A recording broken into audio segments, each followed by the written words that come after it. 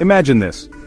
January 1959, a group of 10 experienced hikers from the Ural Polytechnical Institute sets off on a skiing expedition into the northern Ural Mountains of Soviet Russia.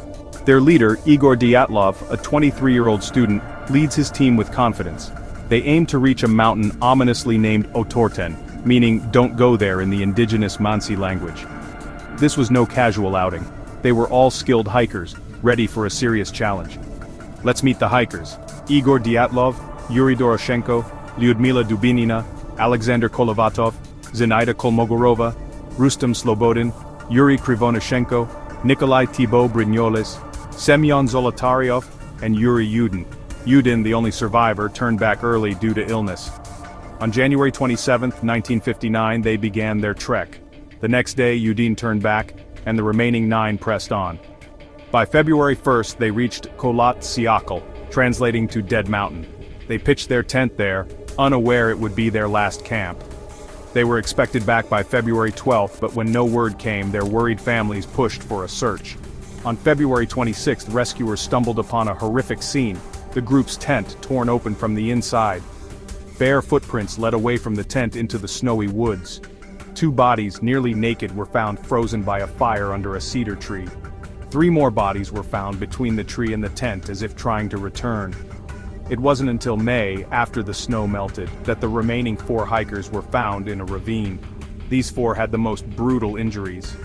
Dubinina was missing her tongue and eyes, her ribs crushed. Thibaut Brignol had a crushed skull. Their injuries resembled those from a car crash, yet their bodies showed no external wounds. Some of their clothing had traces of radiation. So what happened? Theories abound. An avalanche, but the evidence doesn't support it. Military tests? Perhaps parachute mines or secret weapons explaining the trauma and radiation. Infrasound? A wind pattern causing panic through low-frequency sound waves. Paradoxical undressing? A hypothermia effect where victims feel hot and stripped down. Mansi attack? No signs of a struggle or other footprints. Supernatural? UFOs? Yetis? Or something unknown? The Soviet investigation concluded with a vague statement. A compelling natural force caused their deaths. The case was quietly closed. In 2020, Russia reopened the investigation and suggested a slab avalanche might be responsible. Still, the mystery remains unsolved, and many experts and families remain dissatisfied. Today the area is known as Dyatlov Pass, a chilling reminder of what happened.